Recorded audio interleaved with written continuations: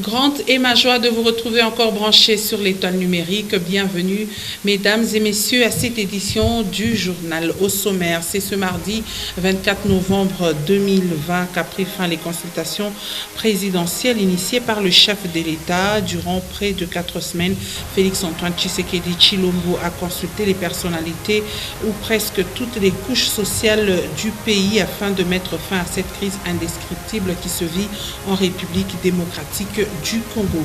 Et puis les travailleurs de TP Phoenix, une société qui travaille en sous-traitance à Chemaf sur la rue ce mardi. Ces derniers réclament leurs arriérés de salaire. Ils sont arrivés jusqu'au domicile du responsable de cette entreprise minière. Une fois de plus, bienvenue à cette édition du journal. Je le disais tantôt au sommaire, c'est ce mardi 24 novembre qu'a eu lieu la clôture des consultations nationales au Palais de la Nation. Pendant plus de 4 semaines, le président de la République a rencontré les différentes personnalités du pays pour la probable reconstitution de la majorité parlementaire. Les hommes politiques, présidents des partis politiques, députés et sénateurs ont formulé leurs demandes au chef de l'État pour promouvoir le bien-être de la population. Au terme des consultations, le président de la République devra une fois de plus s'exprimer ou mieux s'adresser à la nation pour fixer l'opinion tant nationale qu'internationale sur les résolutions de ces consultations. Au cours de ces derniers jours, le président a également reçu plusieurs personnalités, dont quelques généraux de l'armée. Et puisque nous parlons de ces consultations, retenez que le président de la République, Félix-Antoine Tshisekedi Tshilombo, a pris tout son temps pour écouter presque toutes les couches sociales du pays en vue de sortir la République démocratique d'une crise qui ne dit pas son nom. À Lubumbashi, par exemple, nombreux sont ces Louchois qui attendent principalement les changements dans plusieurs domaines du vécu quotidien des Congolais, surtout sur le plan du social. C'est un dossier de la rédaction signé Guélor Chamba. C'est pour sortir le pays de la crise actuelle que les présidents de la République avaient initié les consultations depuis les débuts du mois de novembre. Ce mardi, jour prévu de la clôture, la classe politique et sociale louchoise a dressé quelques attentes. Les attentes seront toujours à l'intérêt du peuple congolais parce que le chef ne fait rien qui sera en dehors de l'intérêt du peuple. Nos attentes sont les attentes de la population congolaise qui attend la satisfaction de ses bien-être. Comme vous le savez, 2 ans après la tenance, la population continue à croupir dans la misère et nous pensons que le chef de l'État va prendre des mesures qui vont lui permettre d'avoir des animateurs, des collaborateurs plutôt, qui vont l'accompagner dans sa vision, le peuple d'abord. C'est ce que la population congolaise attend de ces consultations. Nous sommes tous derrière les chefs de l'État pour soutenir la formation d'un gouvernement d'union sacrée. La population est vraiment à bout avec les difficultés que rencontre souvent la gestion gouvernementale, et nous trouvons que si vous entendez la plupart de gens qui sortent de la consultation, ils sont toujours prêts pour la formation d'un gouvernement d'union nationale. Ça, nous sommes en train de parler politique, et si on voyait le social de la population, la société civile a aussi insisté sur ces faits, nous ne voyons pas vraiment une nette amélioration de conditions de vie. La population s'attend qu'il y ait quand même une amélioration. Vous avez vu, souvent il y a des services incontrôlés. Les personnes vivant avec l'albinisme s'attendent aussi au changement. Il a pris les personnes vivant avec handicap, dont nous avions vu d'ailleurs nous-mêmes. Il a eu le temps de dialoguer, de causer avec eux, non pas pour les flatter, mais pour que les personnes vivant avec handicap puissent donner aussi certaines orientations dans le développement et même dans une bonne conduite de notre pays. Et nous attendons et nous lui faisons confiance pour dire qu'après ces histoires, il y aura quand même des avancées significatives.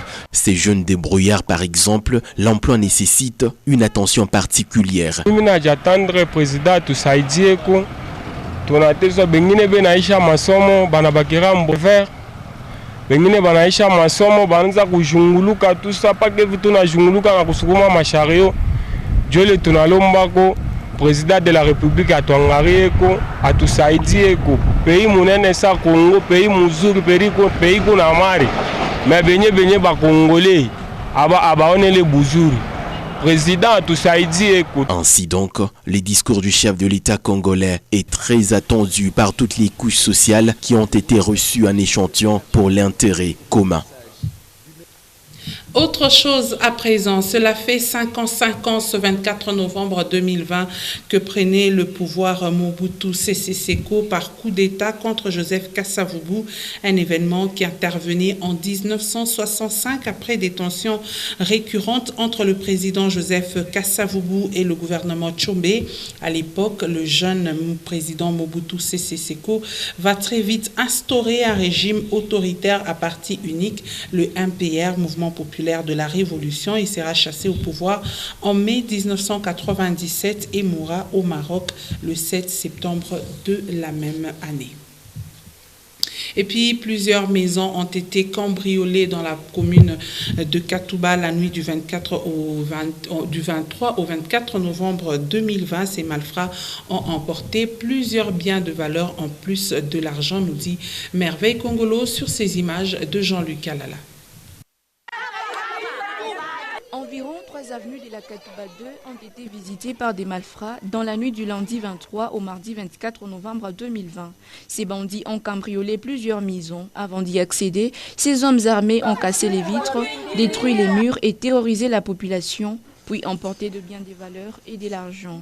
Grande désolation pour cette population qui passe toujours des nuits très agitées à cause des voleurs.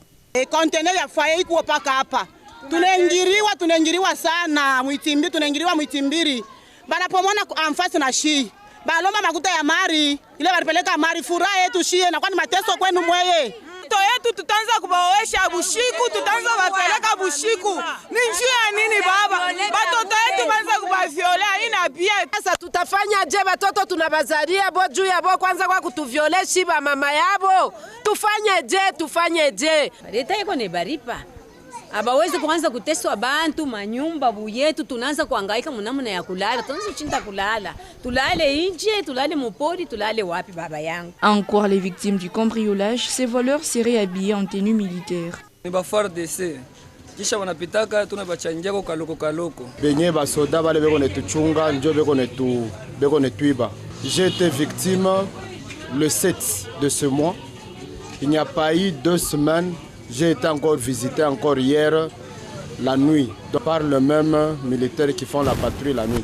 Le même militaire là, ils viennent d'abord la nuit. Ils nous tracassent d'abord au marché, ils nous demandent de l'argent chaque jour, les rapports. C'est comme si c'est nous qui les avons envoyés faire la patrouille. Pas une semaine n'est passant que la commune Katouba n'enregistre des cas de vol, surtout durant les nuits. Le souhait de la population est celui de voir Katouba sécurisé et que le calme d'antan y règne de nouveau.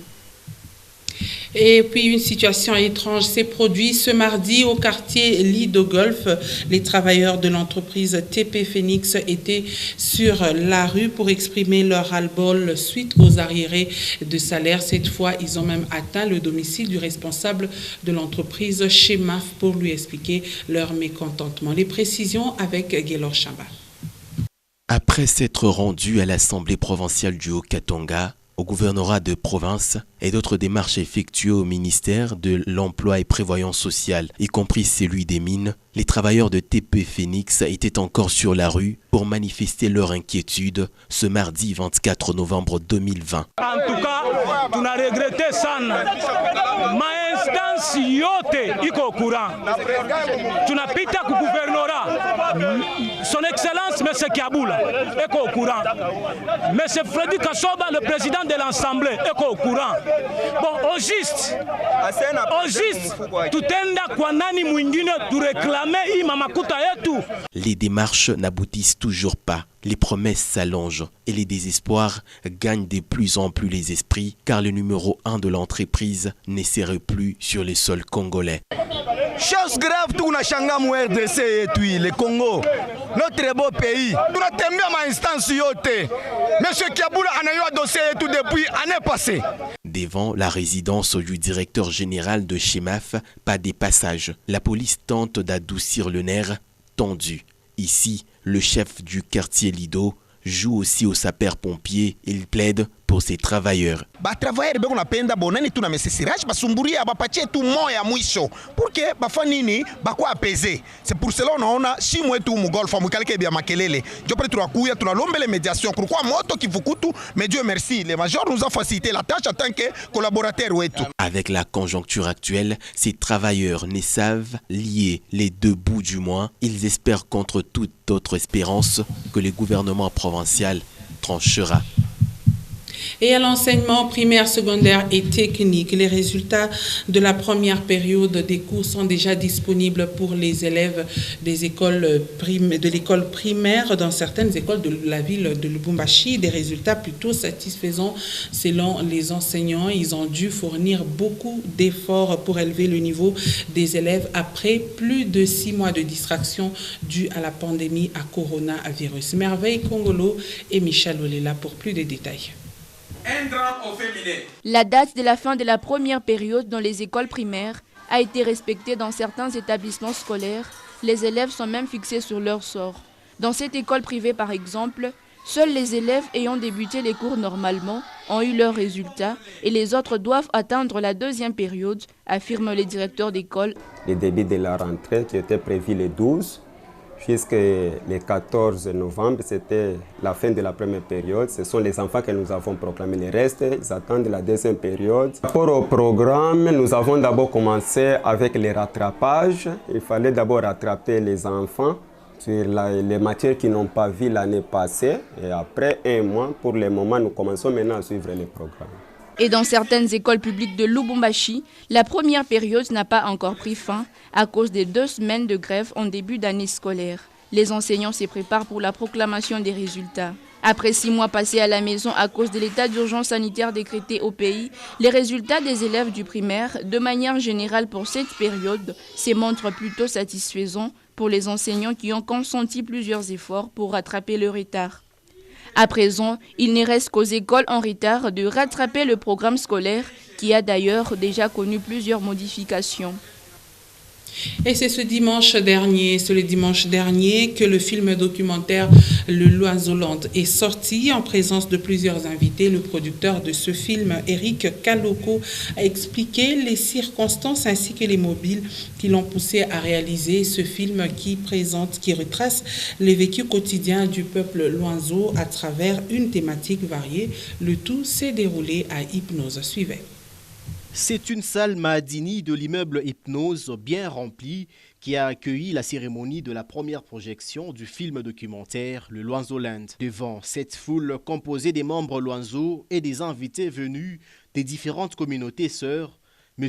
Eric Kaloko, producteur exécutif de ce chef-d'œuvre culturel, a pris la parole pour d'abord présenter les membres de l'équipe réalisationnelle avant de planter le décor sur les circonstances et les motivations qui l'ont poussé à accomplir cette œuvre qui est une grande première pour sa communauté. Ce qui m'a animé de produire ce film n'est rien d'autre que celui de l'amour et la passion pour ma communauté, afin de laisser un miroir culturel aux générations présentes et futures sur les origines, les migrations et l'organisation sociale de nos communautés, car dit-on, un peuple sans culture est un peuple sans repère. Puis est venu le mot du président en exercice de Luanzo-Lwamikuba, Max Mpande Kisimba, qui a bien choisi ces mots pour louer et immortaliser cette œuvre réalisée par et pour sa communauté. À mon sens,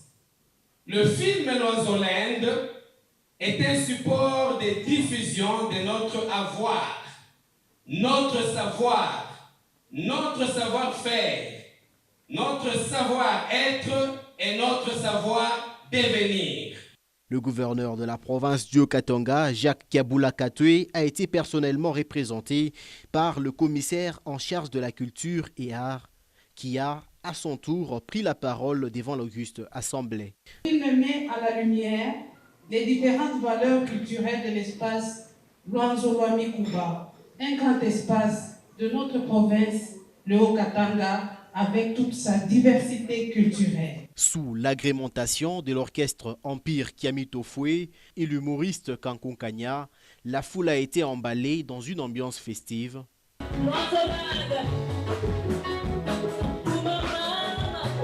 Tout ceci avant la projection d'un extrait de 40 minutes de ce film qui a ému et emporté tout le monde au regard des différentes réalités et thématiques exploitées lors de la collecte des données sur le terrain. L'autre temps fort de cette sortie officielle du film documentaire Le Loanzoland était la vente des supports contenant ce film. Et lors de cette étape fatidique, plusieurs notabilités Loanzo ont souscrit et payé cash le flash et le DVD afin de soutenir les œuvres philanthropiques comme ce fut le cas pour l'internat Kinzala de Kansenya ainsi que la caravane des projections de ce film dans les 5 territoires du Loanzoland et dans les villes de Kolwezi, Lualaba et Likasi dans le Haut-Katanga. Et nous parlons situation épidémiologique de la pandémie à coronavirus. À présent, 32 nouveaux cas de Covid-19 ont été enregistrés pour la journée d'hier, lundi 23 novembre 2020. Et tous les cas sont de la capitale Kinshasa. Le bulletin du comité multisectoriel de lutte contre la pandémie à coronavirus rapporte également qu'il y a eu 47 nouvelles personnes guéries, dont 31 à Kinshasa, 4 dans le Bazouélé, 4 au Lualaba, 3 dans la province de la Chopo, 2 dans le Nord Kivu, 2 dans la province du Haut-Katanga et 1 dans le Maniema. Le même document a enregistré 2 décès. Le cumul des cas depuis le 10 mars, date du début de la pandémie à Covid-19 en RDC, est de 12 310 cas confirmés, 11 433 personnes guéries et 331 décès de Covid-19. Et puis, ce 24 novembre 2020 est célébré à la Journée internationale de la Bible. Cette commémoration a poussé le lecteur de la Bible à trouver de nouvelles façons passionnantes de défendre la parole de Dieu pour un monde observateur. C'est un focus de Ben Kaibé. Lire un passage de la Bible en version électronique, imprimée ou en ligne, c'est de la sorte qu'est célébrée la Journée internationale de la Bible. Une accessibilité qui s'accompagne pourtant d'un autre problème d'interprétation, nous dit le pasteur Paulin Mamboué. Le problème, c'est seulement vérifier quelle est la traduction que vous êtes en train de lire, parce qu'il y a aussi un problème de traduction. Il y a des traductions qui ne sont pas inspirées et des traductions qui sont inspirées, pas parfaites, parce que la Bible, dans sa perfection, se trouve en langue hébraïque et en hébreu. Donc toutes les traductions souffrent un peu de certaines insuffisances de la langue. Parce que ceux-là qui ont traduit, ce ne sont pas les gens qui sont nés là où on a écrit la Bible, ce ne sont pas les gens qui ont les langues bibliques comme leur langue maternelle. Pour cet homme des dieux, l'utilisation de la Bible version électronique ne pose aucun problème. Le problème, ce n'est pas le téléphone ou les papiers. Parce que la Bible, telle que nous l'avons aujourd'hui, ce n'était pas sur des papiers. Les supports des écrits ont évolué avec le temps. Pendant ce temps ici, nous avons le papier. Comme la technologie a évolué, aujourd'hui, il y a les téléphones dans lesquels on peut trouver la même Bible. Alors, je ne peux pas dire que celui qui lit la Bible dans le téléphone, il pêche. La Journée internationale de la Bible a lieu généralement pendant la Semaine biblique internationale et les chrétiens sont appelés à trouver des moyens pour célébrer leur amour pour la Bible. Une lecture toujours importante, reconnaît Enoch Inako, un jeune lecteur. Lorsque nous lisons la Bible, nous avons la capacité d'agir fidèlement selon la volonté de Dieu. Donc c'est lui qui ne lit pas la Bible, ça lui sera difficile et même impossible de vivre et de marcher selon la parole du Seigneur. Cette année 2020, la Journée internationale de la Bible a été célébrée plus tôt que prévu, soit le dimanche 22 novembre de façon exceptionnelle. Et nous terminons ce journal par le sport. Les Salésiens de Don Bosco vont croiser demain la jeunesse. Il faudra regarder le match de demain pour le savoir. Je ne me lance pas dans des prédictions. Je préfère essayer de préparer mon équipe à toutes les éventualités. Mais il est vrai que le championnat est relevé. Il suffit de regarder les résultats de cette équipe de JSK. qui a joué contre des gros, des cadors et qui a fait des résultats probants. Donc comme je l'ai dit régulièrement et d'autres de mes collègues de la Lina Foot, c'est un championnat qui est homogène. Chaque point est durement gagné sur le terrain par les joueurs et demain je m'attends à un match difficile. Évidemment, c'est un petit peu une lapalissade. Quel coach et quel joueur ne souhaite pas enchaîner des bons résultats? C'est la volonté de chaque effectif, de chaque staff. Maintenant, il y a le dire et il y a le faire. Le dire, c'est bien, c'est facile. Le faire, c'est plus difficile. Et c'est aux joueurs de mettre ensemble leurs qualités, leur détermination, le jour J, parce qu'on peut être bon aux entraînements et être défaillant parfois le jour du match. Donc le jour J, pouvoir répondre présent lors de l'événement.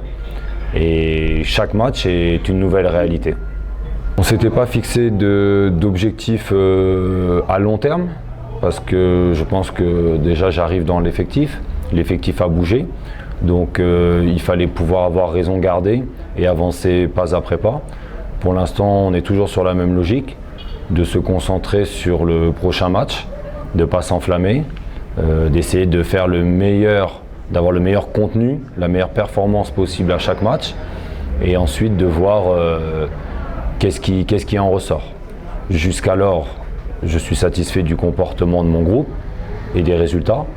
Maintenant, la difficulté, c'est de pouvoir enchaîner sur la durée. C'est toujours le plus difficile pour des athlètes dans des compétitions, peu importe le sport. Réaliser une bonne performance, c'est, je pense, accessible à tous. Enchaîner les bonnes performances, c'est ça qui fait la différence ensuite avec les effectifs qui jouent le haut de tableau, une fois de plus, peu importe le sport ou les catégories d'athlètes.